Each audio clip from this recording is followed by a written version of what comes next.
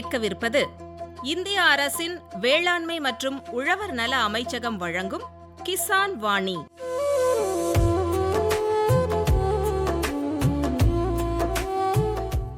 இது உழவர்களுக்கான வேளாண் வானொலி.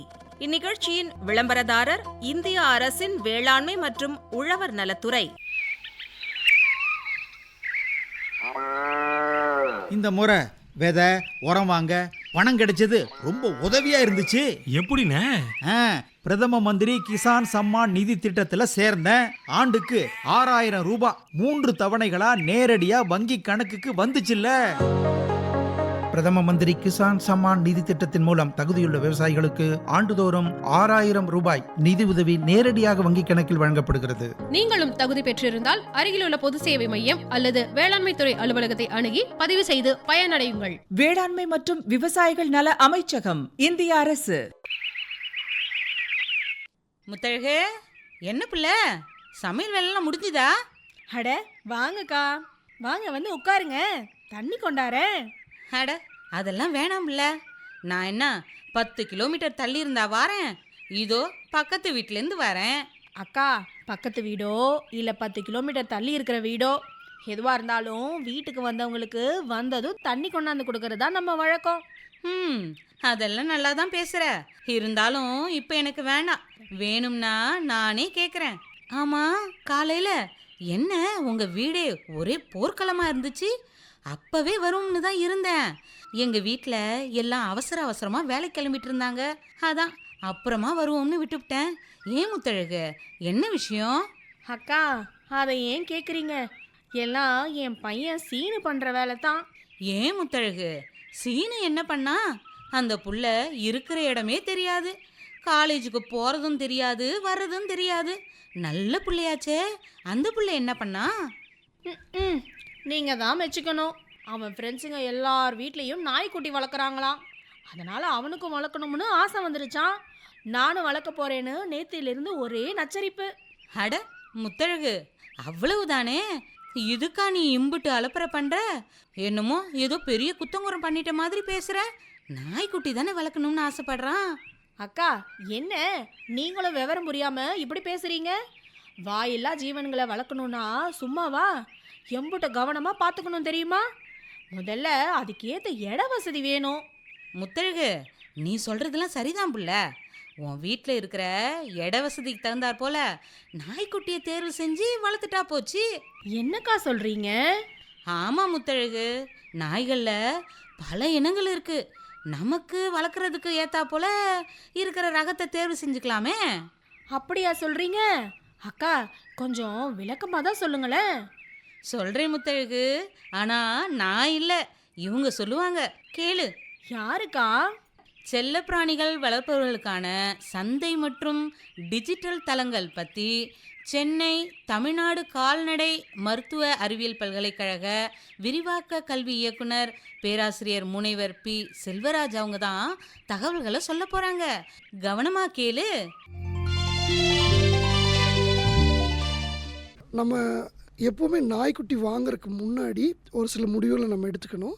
என்ன முடிவுகள்னால், நம்மளால் ஒரு 7-8 வருஷத்துலேருந்து 10-15 வருஷம் வரைக்கும் அதுக்கான தகுந்த நேரம் தினமும் செலுத்த முடியுமா அப்படிங்கிற ஒரு முக்கியமான முடிவு நீங்கள் எடுக்கணும். அப்படி உங்களால் 10 வருஷத்துக்கு தினமும் நான் நேரம் செலுத்தி பார்த்துக்குவீங்கன்னா அது கரெக்ட். அதே மாதிரி குட்டிகள் நிறைய இனங்கள் இருக்குது. ஜெர்மன் ஷெப்பர்ட், லேப்ரடார், பக்கு, ஷீசு, அந்த மாதிரி நிறைய இனங்கள் இருக்குது.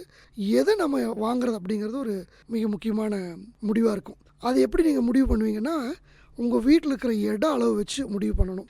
தனி வீடு, நிறைய விளையாடுற இடம் இருக்குது அப்படிங்கிற பட்சத்தில் நல்ல பெரிய நாய்கள், லேப்ரடார், ஜெர்மன் ஷெப்பர்ட் போன்றவற்றெல்லாம் அங்கே வாங்கி வச்சுக்கலாம். இன்னும் நிறைய பெரிய பங்களாக்கள் அளவுக்கு இடம் வச்சுருக்குறோம் அப்படின்னு ஃபீல் பண்ணிங்கன்னா, நாட்டு நாய் இனங்கள், நம்ம கன்னி, கோம்பை, சிப்பிப்பாறை, ராஜபாளையம் இதெல்லாம் வாங்கிக்கலாம். நாட்டு நாய் இனங்கள் வந்து என்றைக்குமே மிகச்சிறந்த இனங்களாக இருக்குது. காரணம், நம்ம கிளைமேட்டை தாங்கி வளர நாய்கள். இப்போ இதே சைபீரியன் எஸ்கியோ, ஜெர்மன் ஷெப்பர்டோ நம்ம ஊரில் வச்சுருக்க சமயத்தில் வெய்ய காலங்களில் ரொம்ப மூச்சு வாங்கும். ஏன்னா அதுக்கு முடி அதிகம். நாய்களுக்கு வந்து இன்னொரு பிரச்சனை வந்து, மனுஷன மாதிரி தோல் வழியாக வேக்காது. வியர்வை வந்து எல்லா வெப்பத்தையும் சூட்டையும் அது வாய் வழியாக, மூக்கு வழியாக தான் வெளியில் கொண்டு வரும். அப்போ சூடான உடம்பு பூரா சூடாக இருந்து எல்லா காற்றும் மூக்கு வழியாக வரும்போது மூக்கில் இருக்கிற ரத்த குழாயெல்லாம் வந்து ரொம்ப ட்ரையாக போயிடும். ரத்த குழாய் உடையறக்கும் வாய்ப்புண்டு. அதனால தான் சில சமயம் பார்த்திங்கன்னா ஜெர்மன் ஷெப்பர்டு, டாபர்மேன் இதிலெல்லாம் பார்த்திங்கன்னா வெய்ய காலத்தில் மூக்கில் சில சமயம் ரத்தமே வரும். அது மாதிரி மூக்கில் ரத்தம் வருதுன்னா 2 காரணங்கள் இருக்கலாம். அதுக்கு சூடு தாங்க முடியலைங்கிற ஒரு காரணம். இன்னொன்று, இந்த உண்ணிகள் உடம்புல இருந்துச்சுன்னா அந்த உண்ணிகள் மூலமும் வர்றதுக்கு வாய்ப்பு இருக்கும். அதனால் நம்ம இடத்தேவையை வச்சு தான் இனங்களை இது பண்ணணும். சின்ன வீடாக இருக்குது அப்படிங்கிற பட்சத்தில் ரொம்ப குட்டியான சைஸ் உள்ள நாய்கள், நம்ம பக் டாக் அப்படிங்கிறது, ஷீசு, இந்த மாதிரி நம்ம பொமரேனியன், ஸ்பிட்ஸ் அப்படிங்கிற டாக்ஸ் எல்லாம் எடுத்துக்கலாம். அதே அடுக்குமாடிக்கு நம்ம வாங்கிட்டு போகணும் அப்படின்னாலும் அது ரொம்ப ரொம்ப ஃப்ரெண்ட்லியாக இருக்கிற டாக்ஸ் அதில் வச்சுக்கணும். மெயினாக பக்கு வந்து ரொம்ப ஃப்ரெண்ட்லியாக இருக்கக்கூடிய ஒரு டாக், அந்த மாதிரி டாக். ஆனால் பக் டாகில் என்னென்னா பராமரிப்பு ரொம்ப ரொம்ப அதிகம்.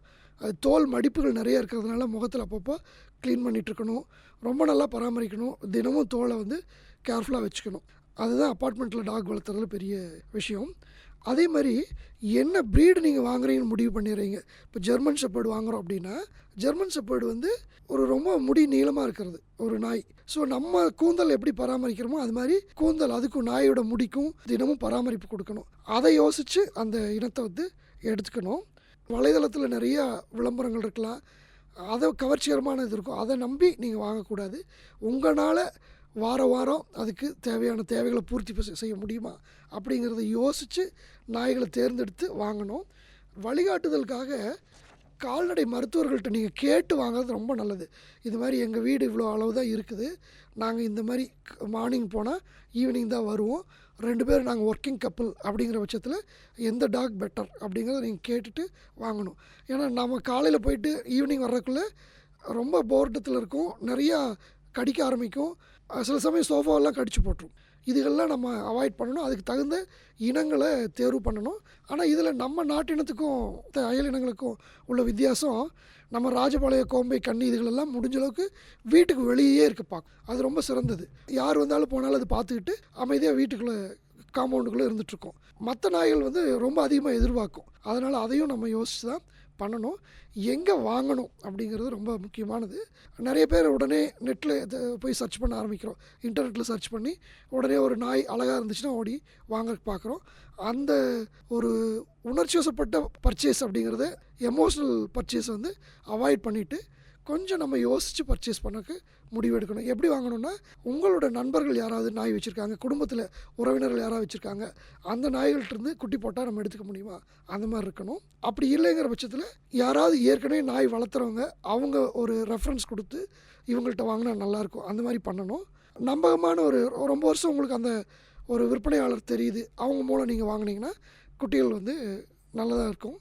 அதை விட முக்கியம், இப்போல்லாம் பார்த்து நிறைய இடங்களில் இந்த தன்னார்வ தொண்டு நிறுவனங்களெல்லாம் தத்தெடுப்பு, எப்படி அடாப்ஷன் அப்படிங்கிறது நிறைய பண்ணுறாங்க. அதுகளையும் சில ரொம்ப நல்ல நாய்கள்லாம் இருக்கும், அங்கேருந்து நீங்கள் தத்தெடுத்து வளர்த்துக்கலாம். ஏன்னா நிறைய பேர் வந்து ஒரு வருஷம் வளர்ப்பாங்க, அதுக்கு பிறகு அவங்களால முடியாது, கொண்டாந்து விட்டுட்டு போயிடுவாங்க. ஆனால் இதுக்கு வந்து இன்னொரு வீடு கிடைக்காது. இப்போ அந்த மாதிரி சமயத்தில் நீங்கள் போய் அதை தத்தெடுத்து உங்கள் வீட்டுக்கு கொண்டாந்தீங்கன்னா அதுக்கு ஒரு மறுவாழ்வு நம்ம கொடுத்த மாதிரி இருக்கும், உங்களுக்கு ஒரு நல்ல தரமான நாய் வந்ததும் வாய்ப்பு இருக்கும். அதே மாதிரி குட்டி வாங்குறதுக்கு முன்னாடி தடுப்பூசிகளை செக் பண்ணுங்கள். உங்கள் விற்பனையாளர் அல்லது நண்பர் கொடுக்குறாரு அப்படின்னா 3 தடுப்பூசி போட்டிருக்கா அப்படிங்கிறத பார்த்துட்டு வாங்க. அதுக்கான சுகாதார பதிவேடை வந்து வாங்கிக்கோங்க அவங்கள்ட்டருந்து, அதை செக் பண்ணி பாருங்கள், பார்த்துட்டு அதுக்கு பிறகு பண்ணுங்கள். அடாப்ஷன்லேயும் அதே மாதிரி தான், தடுப்பூசி போட்டிருக்கா, தத்தெடுக்கும் போது தடுப்பூசி இருக்கா அப்படிங்கிறத பாருங்கள். போடலை அப்படின்னா உங்கள் வீட்டுக்கு வந்த உடனே முதல் வேலையாக கால்நடை மருத்துவர்கள்ட்ட போய் தடுப்பூசி, குறைந்தபட்சம் 2 தடுப்பூசி, இந்த வெறிநாய் தடுப்பூசியும் இந்த டிஸ்டம்பர் பார்வை தடுப்பூசியும் போட்டிருக்கணும். அதே மாதிரி அதுகளுக்கான பொருள் வாங்கிட்டு வரணும். குட்டி வாங்கிட்டு வரோம், ஏதோ இல்லை ஒரு 7 மாதம் ஆன ஒரு அடாப்ஷன் டாகை வீட்டுக்கு கொண்டு போகிறோம் அப்படின்னா அதை பராமரிக்கிறதுக்கான பொருள்கள் வாங்கணும். இந்த பொருள்கள் எங்கே கிடைக்கும்? நகர்ப்புறங்களில் நிறைய இடங்களில் இப்போ பெட் ஷாப் அப்படிங்கிற கடைகள் வருது, அப்புறம் வணிகத்தலங்கள்லேயும் விற்க ஆரம்பிச்சிட்டாங்க. பட் நீங்கள் வாங்கும்போது நல்ல தரமான பொருளாக, இப்போ கூண்டுகள்லாம் வாங்குறீங்கன்னா அந்த நுனியிலெல்லாம் ஷார்ப்பாக இல்லாமல் குட்டிகளை கிழிக்காத அளவுக்கு செக் பண்ணி எடுக்கிறது தான் நல்லது. அதே மாதிரி பிளாஸ்டிக் வந்து நல்ல குவாலிட்டி பிளாஸ்டிக் டாய்ஸ் இருக்கணும். அது கடித்து உடஞ்சிருச்சுன்னா இந்த பிளாஸ்டிக் உள்ள வயிற்றுக்குள்ளே போயிடும், அது கீறிடும். ஸோ இந்த தரமான பொருளை பரிசோதித்து வாங்குறது தான் நல்லது. அதுக்கு தான் நம்ம நேரில் போய் வாங்கணும், அது ரொம்ப சிறப்பாக இருக்கும். அதே மாதிரி பயிற்சி கொடுக்கறதுக்கும் நிறைய பேர் இருப்பாங்க. பட் அவங்க வந்து உங்கள் டாகை நல்லா பார்த்துக்குவாங்களா, அவங்க நல்ல பயிற்சியாளராங்க, அதை அறிஞ்சு பண்ணுங்கள். சில பேர் வந்து நான் நிறையா நாய் பயிற்சி கொடுக்குறேன் அப்படிங்கிறாங்க, அதனால் அவருக்கு அனுபவம் அதிகம், அந்த மாதிரி எடுத்துக்கூடாது. நாய் வந்து அன்பால் பயிற்சி கொடுக்குற பயிற்சியாளர்கிட்ட கற்றுக்குச்சுன்னா அது ரொம்ப நல்ல நாயாக இருக்கும். சில பேர் பனிஷ்மெண்ட் மூலம் பயிற்சி பண்ணாங்கன்னா அந்த டாக்ஸ்க்கு மன அழுத்தங்களோடு இருக்கும். அதனால் அதை வந்து யோசித்து தான் நம்ம பண்ண வேண்டியிருக்கும். இப்போ இந்த குட்டிகள் விற்கிறது ஒரு பக்கம் ஒரு தொழிலாக வளர்ந்துட்டுருக்கிறது. அதை வாங்கி இன்னொருத்தருக்கு கொண்டு போய் கொடுக்குற ஒரு மீடியேட்டர், அந்த தொழிலும் அதிகமாக வளர்ந்துட்டுருக்குது. இப்போ இதில் வந்து குட்டிகளை சார்ந்தே மிகச்சிறந்த தொழில்கள் போயிட்டுருக்குது. ஒன்று அந்த குட்டிகள் விற்கிறது, அப்புறம் அதுக்கு தகுந்த சேவை கொடுக்கறது, உதாரண பயிற்சி கொடுக்கறது. இன்னொன்று இந்த பொருள்கள், குட்டிகளுக்கு தேவையான டாய்ஸ், ப்ளே டாய்ஸ், அதை விற்கிறது ஒரு மிகப்பெரிய தொழிலாக இருக்குது. இதில் வந்து நிறைய பேர் இப்போது இந்த பெட் ஷாப்போ நடத்துகிறவங்கெல்லாம் பார்த்திங்கன்னா சின்ன இளைஞர்கள், சின்ன வயசு இளைஞர்கள், பெண்கள், அதே மாதிரி பணி ஓய்வு பெற்றவர்களும் இதை நடத்திட்டு வர்றாங்க. இவங்களுக்கெல்லாம் ஒரு சின்ன தொழில் வீட்டிலேருந்தே பண்ணிக்கலாம், வருமானம் நிறையா இருந்துகிட்ருக்குது. அதுக்கு அடுத்தது இந்த குட்டிகள் வளர வளர இதுக்கு அலங்காரம் பண்ணி பார்க்கணுன்ற ஆசை அதிகமாகிடுது. இந்த அலங்காரம் பண்ணுற தொழில் வந்து இப்போது நிறைய இடத்துல நடந்துகிட்ருக்குது. நம்ம ஆங்கிலத்தில் அது க்ரூமிங் அப்படின்னு சொல்லுவாங்க, பெட் ஸ்பா அப்படின்னு சொல்லுவாங்க. இந்த தொழிலும் ரொம்ப வேகமாக வளர்ந்துட்டுருக்குது. உங்களுக்கு நல்ல திறன் வாய்ந்த, நல்லபடியில் குட்டிகளை குளிப்பாற்றி அதுக்கு அலங்காரம் பண்ணுற அளவுக்கு திறன் வாய்ந்த தொழிலாளர்களை நீங்கள் வச்சுக்கிட்டு ஒரு சின்ன நிறுவனமாக நீங்கள் தொடங்கி நடத்துனீங்கன்னா மிகச்சிறந்த வருமானம். இப்போ ஒரு சின்ன ஒரு டவுன் இருக்குது அப்படின்னா அந்த டவுனில் இருக்கிற எல்லா டாக்ஸ்க்கும் 1-2 கடைகள் கூட கிடையாது. இப்போது நீங்கள் அந்த மாதிரி க்ரூமிங் அல்லது பெட் ஸ்பா ஒரு சென்டர் மாதிரி கொண்டு வந்தீங்கன்னா அந்த டவுனுக்குள்ளே எல்லாத்துக்கும் அது சேவையாகவும் இருக்கும், உங்களுக்கு ஒரு மிகச்சிறந்த வருமானமாகவும் அது அமையும். அதே மாதிரி தீவனம், இப்போ நிறைய வணிக ரீதி தீவனங்கள் வருது. சில பேர் அவங்களே தயாரித்து சின்ன சின்ன பொட்டலங்களில் கொடுக்குறதும் பண்ணுறாங்க. அதையும் நீங்கள் வாங்கி சந்தைப்படுத்துறது நல்லது. இப்போ நீங்கள் வந்து வலைதளங்கள் ஏன் நம்ம போகிறோம் அப்படின்னா, நிறைய பேர்த்துக்கு இந்த பொருள் எங்கே கிடைக்கும்னு தெரியாது. அதனால் வலைதளம் மூற போகிறோம். அது தப்பில்லை, தெரிஞ்சுக்கிறது தப்பில்லை. தெரிஞ்சுக்கிட்டு அதை உறுதிப்படுத்திக்கணும், அது நம்பகமான பொருளா அப்படிங்கிறத பண்ணணும்.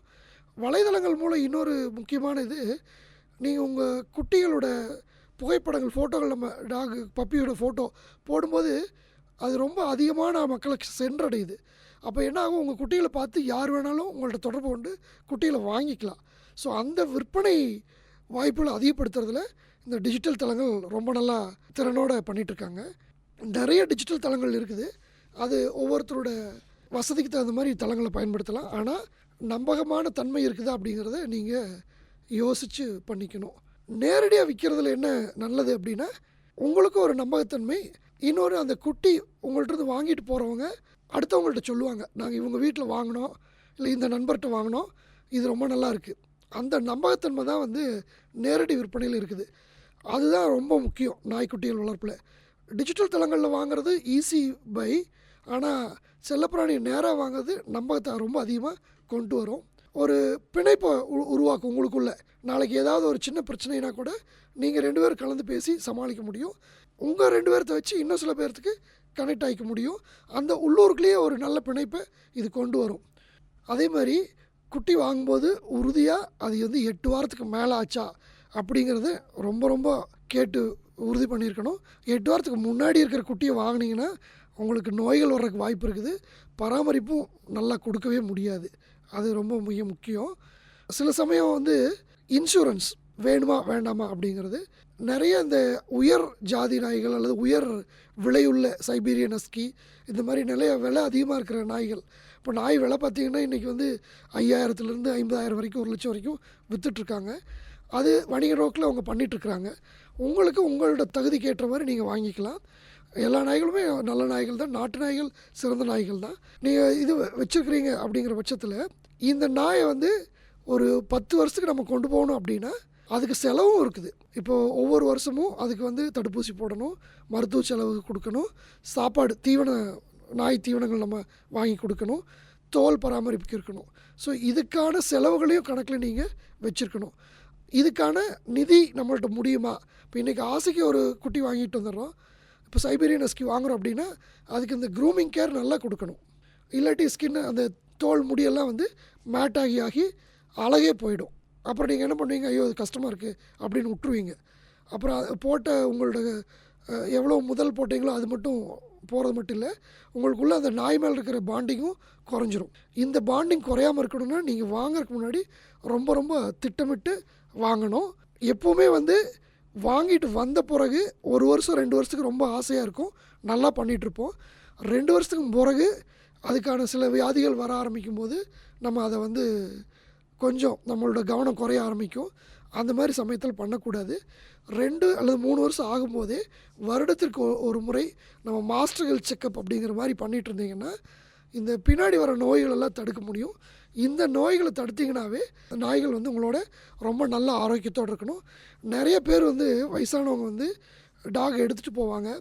ஆனால் அவங்களுக்கு அந்த டாக் ஒரு 8 வருஷம் 10 வருஷம் 15 வருஷத்துக்கு தான் இருக்கும் அப்படிங்கிற தகவலே தெரியறதில்ல.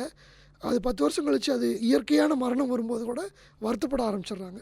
அதனால் இந்த விழிப்புணர்வு நாய் ஒவ்வொரு முறை நீங்கள் வாங்கும்போது, இது நாய்களோட ஆயுள் காலம் சில நாய்களுக்கு 7-8 வயசுலேயே இருக்கும், சில நாய்களுக்கு 10 வயசு, சிலது 15 வயசுக்கு. இப்போ உடல் எடை பெருசாக இருக்கிற நாய்களெல்லாம் ஒரு முக்கியமாக 10லேருந்து 12 வயசுக்கு கீழே இருக்கும்.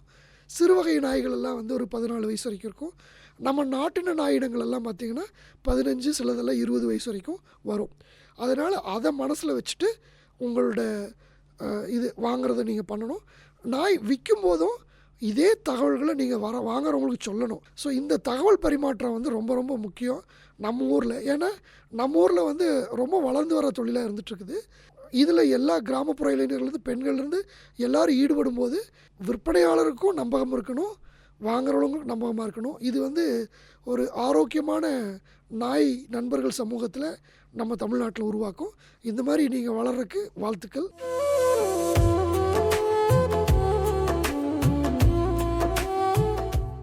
என்ன முத்தழகு, செல்ல பிராணிகள் வளர்ப்பவர்களுக்கான சந்தை மற்றும் டிஜிட்டல் தளங்கள் பற்றி சென்னை தமிழ்நாடு கால்நடை மருத்துவ அறிவியல் பல்கலைக்கழக விரிவாக்க கல்வி இயக்குனர் பேராசிரியர் முனைவர் பி.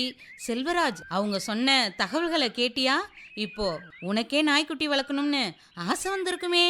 ஆமாங்க்கா, எந்த வகை நாய்க்குட்டி, அதை எப்படி தேர்வு செய்யறது, எங்க வாங்குறது, எப்படி பராமரிக்கிறது, அதில் இருக்கிற தொழில் வாய்ப்புகள் பற்றியும் தெளிவாக சொன்னாரு. அப்புறம் என்ன, விவரம் தான் தெரிஞ்சு போச்சுல்ல. இனி நாய்க்குட்டி வளர்க்க சீனுக்கு எந்த தடையும் இல்லையே. நிச்சயமா இல்லைக்கா. அவன் ஃப்ரெண்டு வீட்டில் நாய்க்குட்டி போட்டிருக்கிறதா சொன்னான்.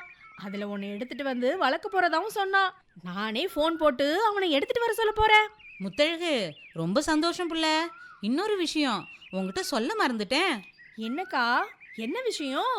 என் அண்ணன் கோவில்பட்டியில் இருக்காருல்ல, உனக்கு தான் தெரியுமே. ஆமாக்கா, மாணிக்க அண்ணன் தான் விவசாயத்தில் வெள்ளாமையை அள்ளி குவிக்கிறதா அடிக்கடி சொல்லுவீங்களே. ஆமாம் புள்ள, அதுக்கெல்லாம் காரணம் வேளாண்மை அறிவியல் நிலையம்தான். அங்கன போய் கேட்டு கேட்டு தான் அண்ணன் இன்னைக்கு ஒரு முன்னோடி விவசாயியா வந்திருக்காரு. அக்கா, அதுதான் எனக்கும் தெரியுமே. நீங்க தான் அப்பப்போ இந்த தகவல்களை என்கிட்ட சொல்லிக்கிட்டு இருப்பீங்களே. அது மாதிரி தான் இப்போ கூட ஒரு தகவல் சொல்ல வந்திருக்கேன். என்னக்கா, என்ன விஷயம்? கோவில்பட்டி வேளாண்மை ஆராய்ச்சி நிலையத்தின் செயல்பாடுகள் பற்றி தூத்துக்குடி மாவட்டம் கோவில்பட்டி வேளாண்மை ஆராய்ச்சி நிலைய பேராசிரியர் மற்றும் தலைவர் முனைவர் பி. பாக்கியத்து சாலிகா அவங்க சொன்ன தகவல்களை பதிவா அண்ணன் அனுப்பிவிட்டு இருக்கு. அதை நான் வைக்கிறேன், நாம சேர்ந்தே கேட்போம்.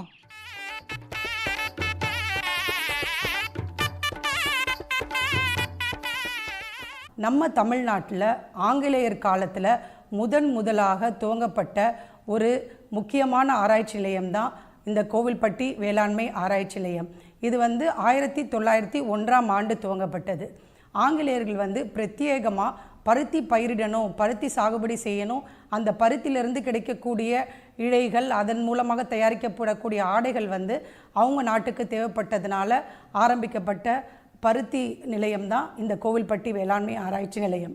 1945 வரைக்கும் இது ஒரு வேளாண் மாதிரி பண்ணை, அதாவது அக்ரிகல்ச்சரல் மாடல் ஃபார்ம் அப்படின்ட்டு தான் இயங்கிட்டு வந்துச்சு. பருத்தி மற்றும் சிறு தானியங்களுக்கான ஆராய்ச்சி நிலையமாக பெயர் மாற்றம் செய்யப்பட்டது. அந்த 1945லேருந்து 1981 வரைக்கும் சென்னை மாகாணத்தில் இருந்த இந்த ஆராய்ச்சி நிலையம் 1/4/1981 கோவையில் இருக்கக்கூடிய தமிழ்நாடு வேளாண்மை பல்கலைக்கழகத்தின் கீழ், அதாவது எங்கேயோ அப்படியே இயங்க வேண்டும் என்ற அடிப்படையில் தான் கோவில்பட்டிலேயே இருந்த மீனுக்கு அது வந்து தமிழ்நாடு வேளாண்மை பல்கலைக்கழகத்தின் கீழே செயல்பட ஆரம்பிச்சது. ஸோ இந்த 1981 பார்த்தாலும் தமிழ்நாட்டிலையும், அதுவும் தமிழ்நாடு வேளாண்மை பல்கலைக்கழகத்திலையும் எடுத்துக்கிட்டா இந்த கோவில்பட்டி வேளாண்மை ஆராய்ச்சி நிலையம் தான் மிக பழமையான ஒரு ஆராய்ச்சி நிலையமாக செயல்பட்டு இருக்கு. இதனுடைய முக்கிய நோக்கம் என்ன அப்படின்னு பார்த்தீங்கன்னா, மானாவாரி விவசாயிகளுக்கு தேவையான பயிர்கள், அவர்கள் பயிரிடக்கூடிய சரியான ரகங்கள், அந்த பயிர் ரகங்களை தேர்வு செய்து அவர்கள் சாகுபடி செய்யும்போது அவர்கள் கடைபிடிக்க வேண்டிய தொழில்நுட்பங்கள், இதை எல்லாத்தையும் இந்த கோவில்பட்டி வேளாண்மை ஆராய்ச்சி நிலையத்தில் நிறைய ஆராய்ச்சி திடல்கள் மூலமாக சோதனைகளை செஞ்சு, அந்த சோதனைகளின் அடிப்படையில் வெளிவரக்கூடிய அந்த அவுட்கம் அப்படின்னு சொல்கிறோம் இல்லையா, அந்த ரகங்கள், புதிய புதிய ரகங்கள், புதிய புதிய தொழில்நுட்பங்களை வந்து நம்ம இந்த மானாவாரி பகுதி விவசாயிகளுக்கு கொடுத்துட்ருக்கோம். அந்த வகையில் பார்த்திங்கன்னா தூத்துக்குடி மாவட்டம் மட்டும் இல்லாமல் தூத்துக்குடி மாவட்டத்தை சுற்றி இருக்கிற திருநெல்வேலி, தென்காசி, விருதுநகர், ராமநாதபுரம் இந்த 4 மாவட்டங்களுக்குமே இந்த கோவில்பட்டி வேளாண்மை ஆராய்ச்சி நிலையத்திலிருந்து கண்டுபிடிக்கப்பட்டுள்ள கிட்டத்தட்ட 60 பயிர் ரகங்களும் 100க்கு மேற்பட்ட தொழில்நுட்பங்களும் வந்து சுலபமாகவும் ரொம்ப அதிகமாக தாக்கத்தை ஏற்படுத்தக்கூடிய வகையிலையும் மானாவாரி விவசாயிகளுக்கு ஒரு பெரிய சப்போர்ட் சிஸ்டமாக இருந்துகிட்டே இருக்குது. ஸோ இந்த வேளாண்மை ஆராய்ச்சி நிலையத்தில் பார்த்திங்கன்னா கிட்டத்தட்ட 5 மத்திய அரசு திட்டங்களும் 3 மாநில அரசு திட்டங்களும் செயல்பட்டுருக்கு.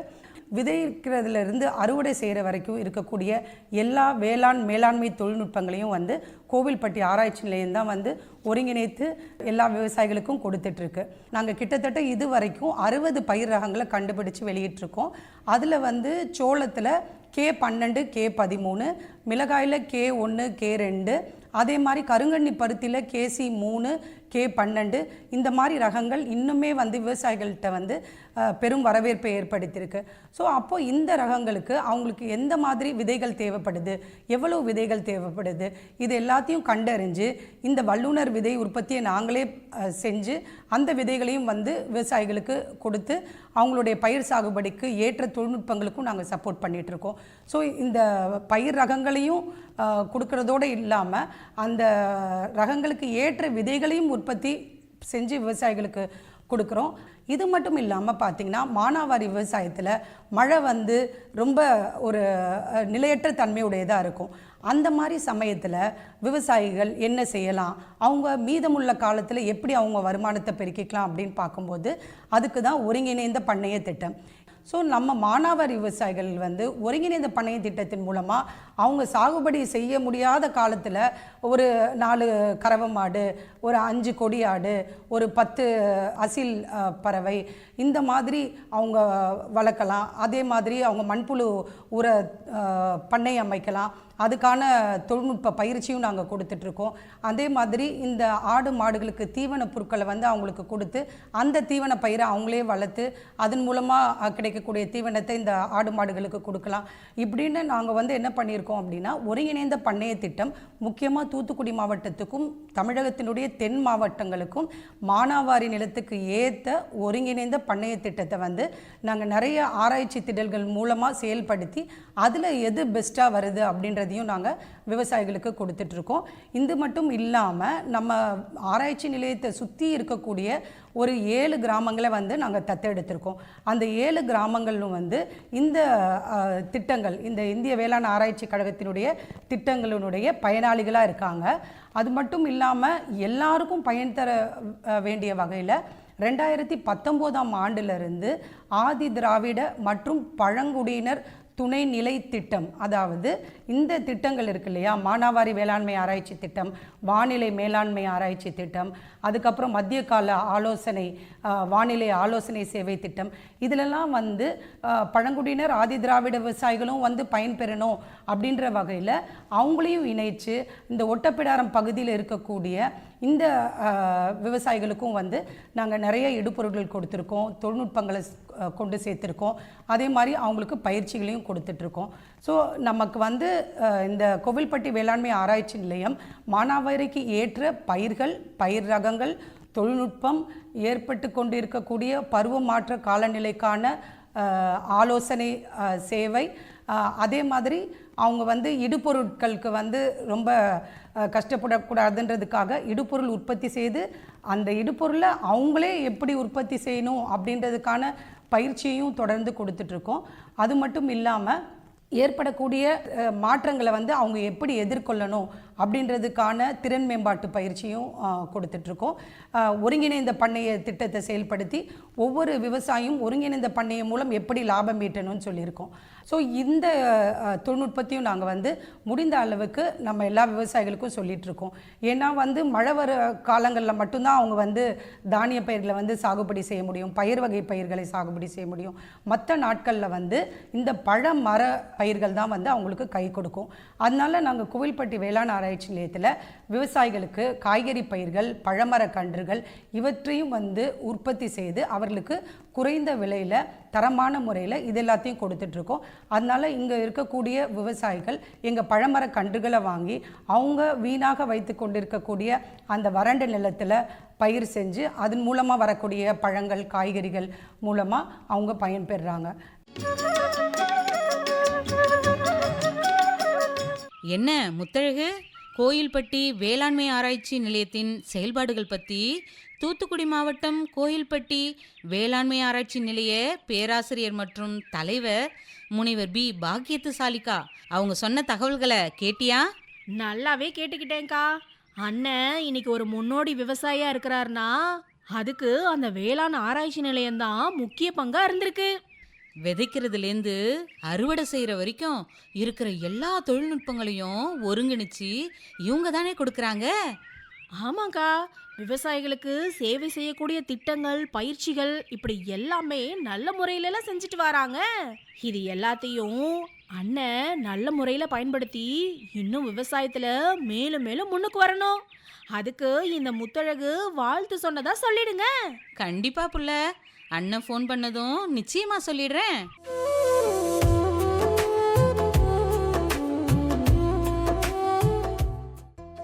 நேயர்கள் இதுவரை கேட்டது இந்திய அரசின் வேளாண்மை மற்றும் உழவர் நல அமைச்சகம் வழங்கிய கிசான் வாணி. இந்நிகழ்ச்சியின் விளம்பரதாரர் இந்திய அரசின் வேளாண்மை மற்றும் உழவர் நலத்துறை.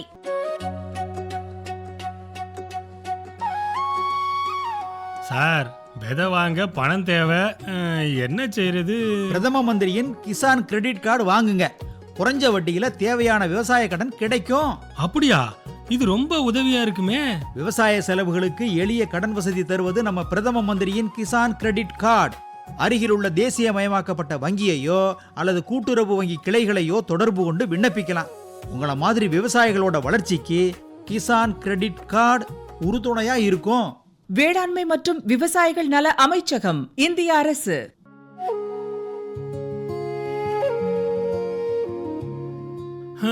இந்த வருஷம் மகசூல் கொஞ்சம் குறைஞ்சிருச்சு. என்ன தம்பி, மண்ணை பரிசோதனை செஞ்சியா? இல்லையானே. முதல்ல உங்க மண்ணை பரிசோதனை செய்யுங்க. பிரதம மந்திரியின் மண் வள அட்டையால நம்ம மண்ணோட தன்மையை தெரிஞ்சு அதுக்கு ஏத்த மாதிரி எந்த உரம் எவ்வளவு போடணும்னு தெரிஞ்சுக்கலாம்.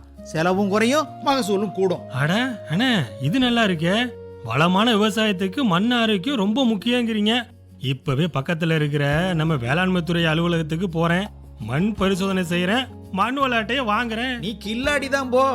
வேளாண்மை மற்றும் விவசாயிகள் நல அமைச்சகம், இந்திய அரசு.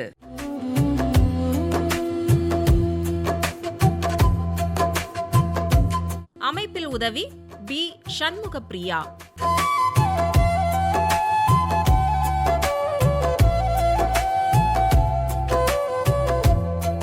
நிகழ்ச்சி அமைப்பு பி வாசுதேவன்.